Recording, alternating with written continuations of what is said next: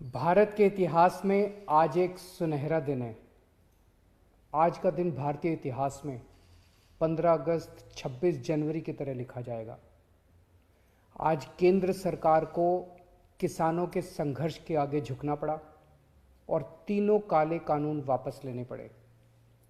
आज सिर्फ किसानों की जीत नहीं हुई है, आज जनतंत्र की जीत हुई है। आज किसानों ने सभी सरकारों को बता दिया, जनतंत्र में सरकारों को हमेशा जनता की बात सुननी पड़ेगी, सिर्फ और सिर्फ जनता की मर्जी चलेगी। कोई भी पार्टी हो, कोई भी नेता हो, जनता के सामने आपका अहंकार नहीं चलेगा।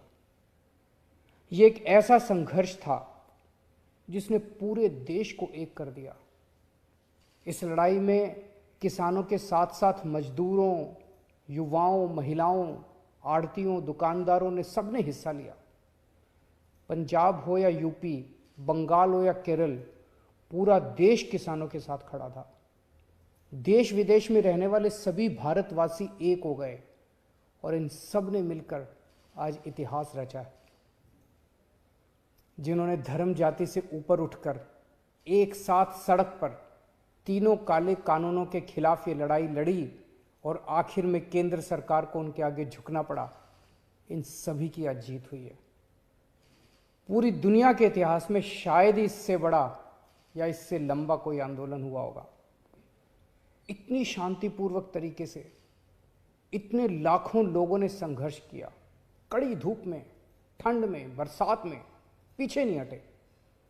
इस आंदोलन को तोड़ने के लिए सरकार ने, पूरे सिस्टम ने, एजेंसियों ने, पूरे के पूरे तंत्र ने न जाने क्या क्या कोशिश की।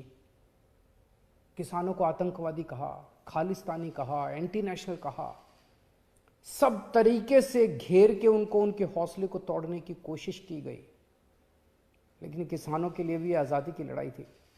आज़ादी के दीवानों की तरह किसानों ने भी कमर कस के ये लड़ाई लड़ी और जीते। किसानों के प्रबल साहस के सामने वाटर कैनन का पानी सूख गया, सरकार की लाठियां टूट गई, कीलें गल गई, लेकिन सरकार उनका आत्मविश्वास और जज्बा नहीं तोड़ पाई। आज एक बात का दुख है, बहुत दुख है, 700 से ज्यादा हमारे किसानों ने अपनी जान गंवा दी।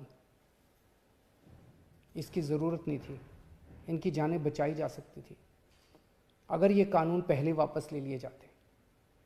हमारे किसान भाइयों और बहनों को इतने महीने सड़क पर बैठकर ठंड में, बरसात में, धूप में तकलीफ उठाने की जरूरत नहीं होती। आज 700 से ज़्यादा किसानों की जान चली गई, 700 से ज़्यादा परिवार उजड़ गए। आखिर किस लिए? इन शहीदों को मेरा नमन है, इनके परिवार को भी मेरा कोटि कोटि प्रणाम है। मैं उनकी आत्मा की शांति के लिए वाहेगुरु जी से प्रार्थना करता हूँ, उनके परिवार के सभी कष्ट दूर करें। पर आपकी कुर्बानियों को ये देश कभी नहीं भूलेगा। आज का दिन हमारे देश के बच्चों और नौजवानों के लिए एक सीख है कि अगर सही नीयत से, शांतिपूर्ण तरीके से संघर्ष करो, फिर चाहे मंजिल कितनी भी कठिन और दूर क्यों ना हो, सफलता मिलती ही है। जय हिंद।